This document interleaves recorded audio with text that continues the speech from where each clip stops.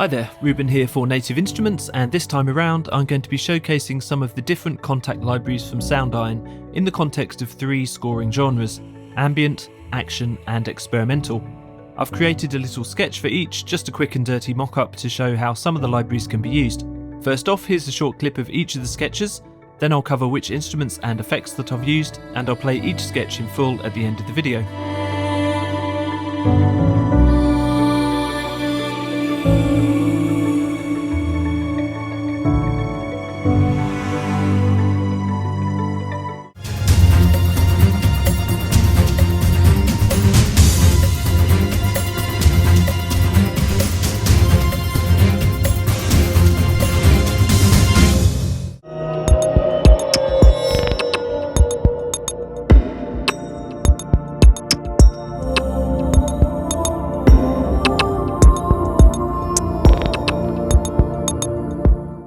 This first sketch has a few ideas for ambient scoring, with a focus on delicate instrumentation, lots of delay and reverb. The main arpeggio throughout the cue is from Elysium Harp, a sampled 47-string concert pedal harp, with lots of round robin and velocity layers. Instead of the normal harp patch, I've employed one of the presets called Xylophonic Soft, an unusual tone.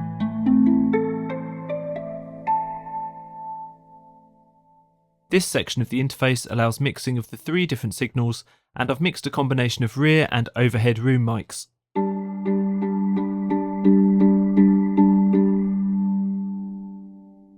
Playing at pretty low velocity and using lots of the available effects in the rack, including delay, filtering, reverb, chorus and EQ shaping.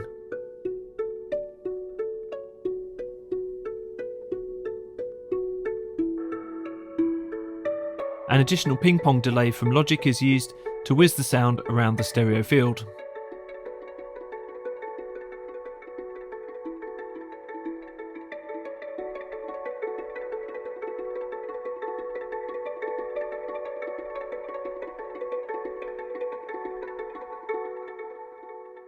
The main melody comes from Emotional Piano, which is a gorgeous instrument that I've used for many years now. It evokes the sound of sumptuous Thomas Newman scores, and here I've used the gentle blur preset, one of the softest timbres.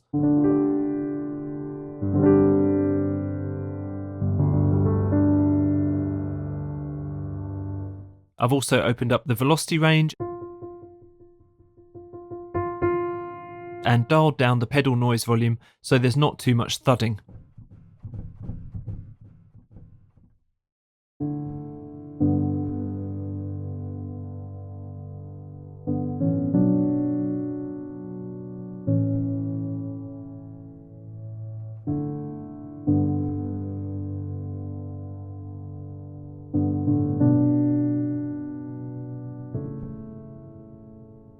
Emotional Piano also has a whole host of special effects patches. I've utilised this one at the intro of the cue, which plays harmonics and resonant overtones.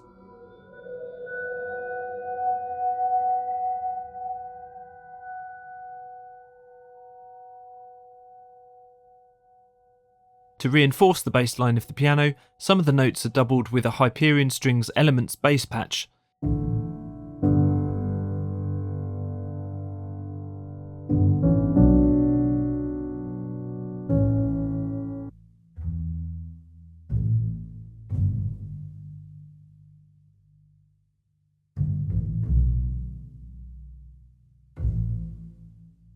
It's playing pizzicato articulation, specifically the quietest one available. As you can see, there are a whole range of articulations available.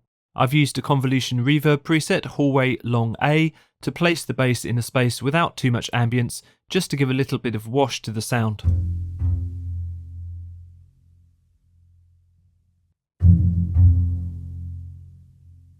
There are more strings towards the end of the track, specifically a legato violin line from Hyperion, which is drenched in reverb from the effects preset Nebula Trails, and I've tweaked that a little.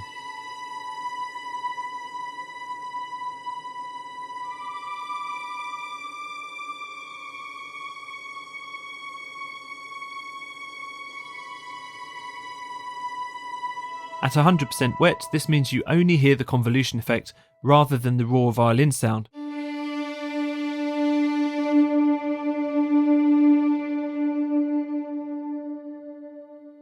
making for a weird kind of synth string feel.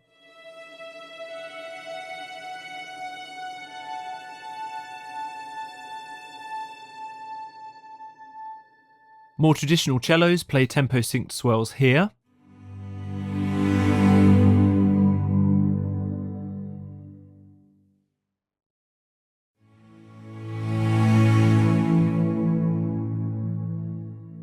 There's a whole range of crescendi, decrescendi and swell movements accessible via the articulation mapper, and because these are played automatically with the dynamic sustain articulation, they can be timed precisely to any track tempo.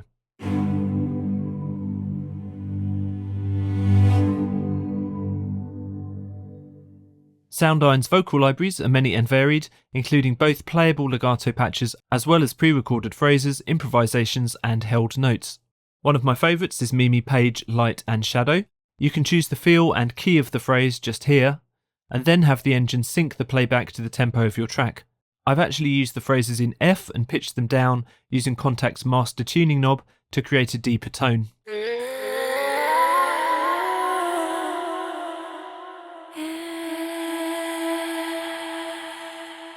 Adding reverb in the effects rack and the same ping-pong delay settings as the harp ties the vocals into the rest of the track.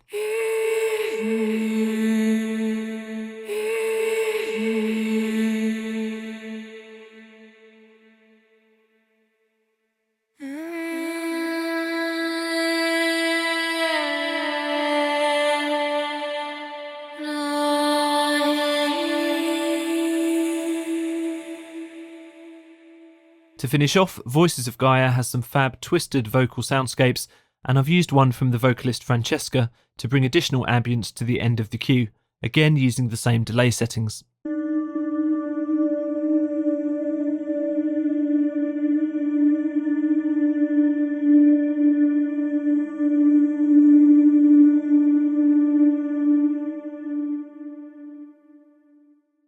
These 8 tracks are all I need to create a quite full ambient sound. For the mastering chain, I'm using Native Instruments Reverb plugin RC48 to wash the whole track in an extra layer of sparkly algorithmic hall ambience.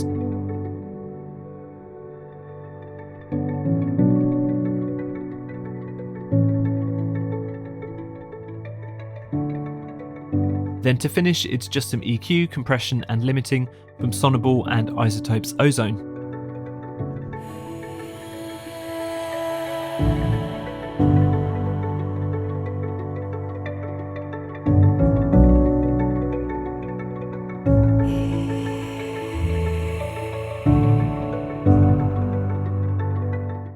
The next piece is a short traditional action cue, specifically suited for something like a chase scene. This uses lots of percussion, strings and a few other instruments. Starting with that percussion, Apocalypse Percussion Elements is the streamlined version of Soundiron's Apocalypse Percussion Ensemble. It's smaller in size but equally as capable, still sounding epic right out of the box. Plenty of patches cover different percussion groups, so I've used snare and clacks in the first track, mapping out a basic groove.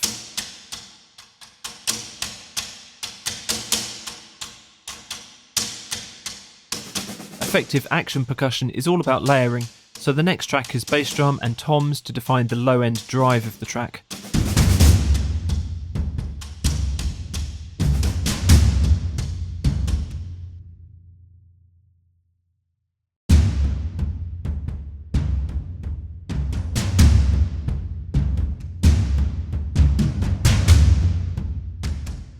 It's worth mentioning that there are lots of expertly programmed MIDI loops playable from right inside the interface.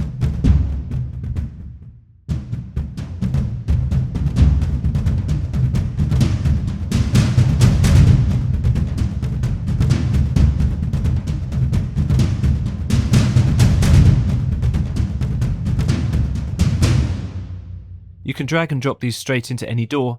They're great for inspiration, but I didn't need them this time around. A third percussion line now with metal elements including cymbals and hi-hats. I have to say that I seldom need to tweak any of the sounds with this percussion library, as they have that impressive scoring stage feel, and they sit really nicely in the mix. Playing all together, you can hear how things are starting to come together.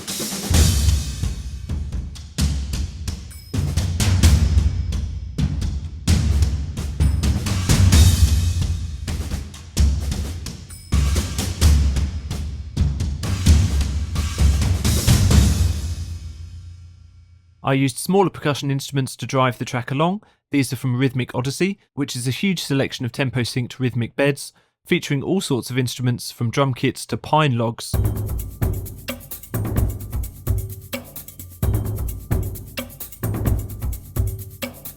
Each loop can be split into 4 multi-track components, and each loop slice can have different volume, pitch, pan, filter and resonant values, so there's a lot of customization here. For my cue, I've kept things super simple with 3 separate instances of the instrument, each playing a different loop.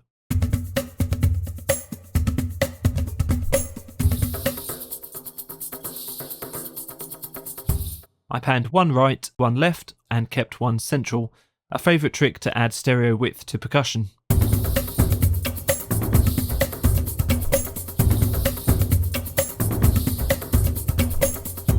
The only non-acoustic element of the track is a fun synth pulse derived from Soundiron's Tine and Echoes library.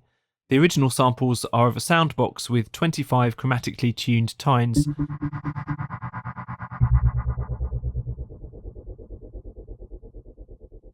But this patch takes that raw audio and creates a pulsing ambience using the triple layer engine, volume LFO, and filter and ARP sequencers.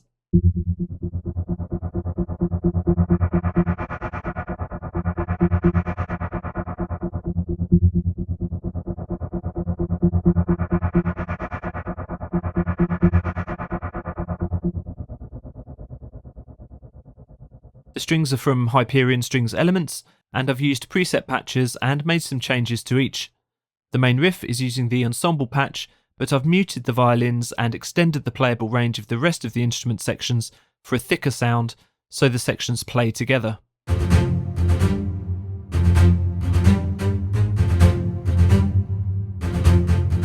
I've used the virtual soundstage here to position the sections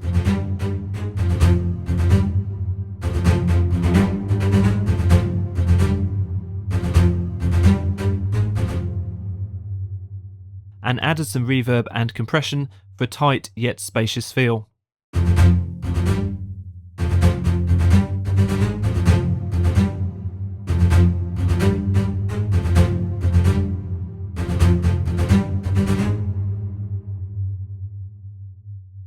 The tremolo violins have the same effect settings and increase in volume throughout the cue.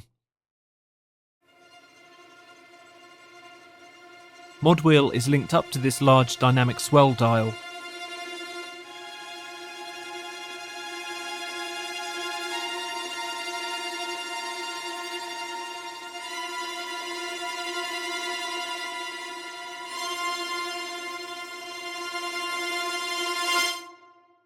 For the fast violin arpeggios, I've utilised the onboard arpeggiator and programmed a sequence of 8 volume steps, along with choosing the perfect 5th as the ARP interval.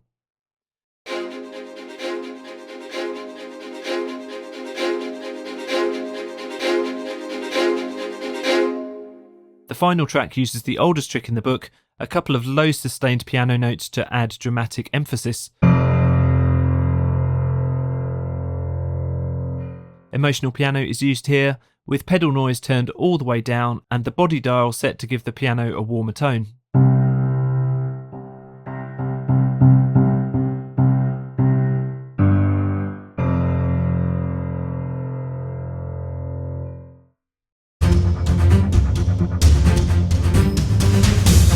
Here is the full mix with a little mastering from Isotope Ozone using the dynamic EQ to smooth out the high and low end as the track plays through. A bit of exciter for top end fizz and limiting as the final step to balance out the dynamics.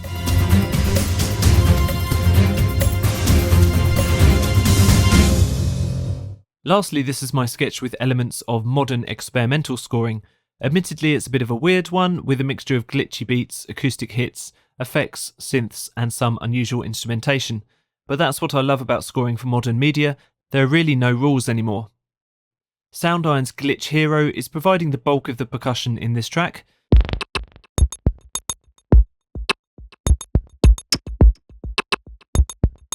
It contains hundreds of handcrafted drum effects within dozens of presets, all themed and categorized. I've used the Drip ensemble here, which maps the essential hits across the keyboard. The FX rack has been utilised to add a tiny bit of distortion and phasing to make the kit pop, and I've also added a small amount of tempo sync delay to create automatic ghost notes. Compression on the channel tames some of the spiky feel and controls the dynamics.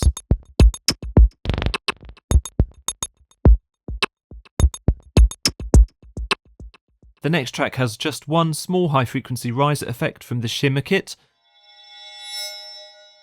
I'll admit that before making this video I hadn't explored Glitch Hero much and was surprised to see so much good content that isn't glitchy drums. These sparkling effects are a good example. There's also a shudder kit on the next track.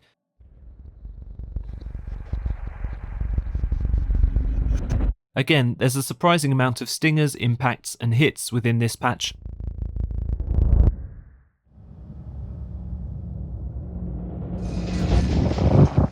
I've used a bass stinger on this track, assigning the pitch dial to the mod wheel so that I can make the pitch descend as the track plays through.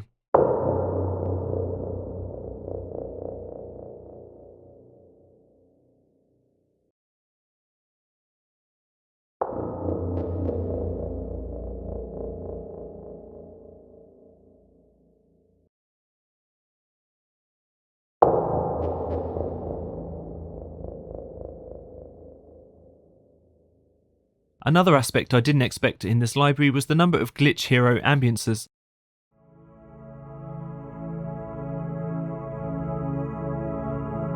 I've chosen one for the next track, tweaking the LFO control so that the chords slowly rotate from left to right speaker.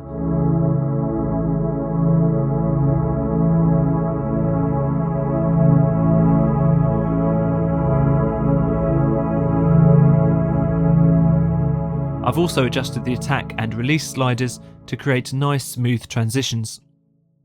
A really simple chime next from Motor Rhythms, which is a unique drum kit library crafted from automobile parts and transformed into kicks, snares, toms, and in this case delicate bell-like instruments. The next choice is really out there. It's performance samples of PVC pipe from Anti-Drum Machine.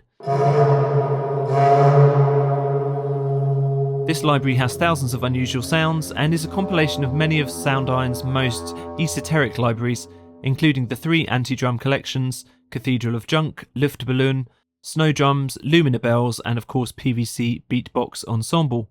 I've had to do some tuning here to get the samples to fit to the key of the track. These weird sounds have a real impact and create such an unusual tone.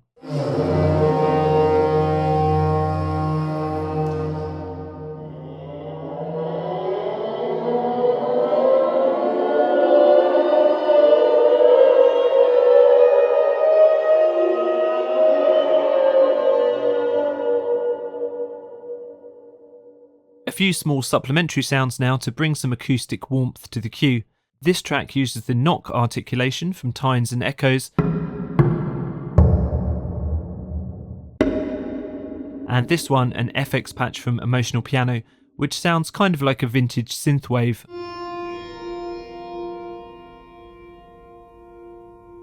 I wanted a vocal for this cue and Voice of Wind 80 was a great choice.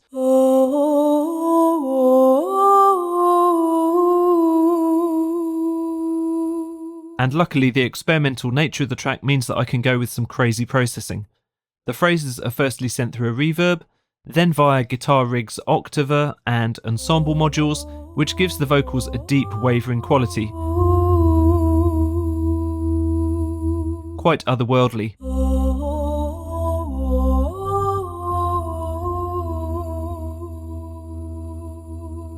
Finally, I've added additional reverb on many of the individual tracks in varying quantities.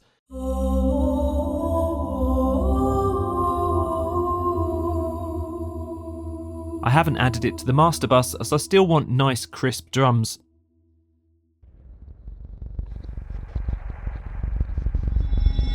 A quick look at the master bus with vintage modelled EQ, saturation and limiting just here.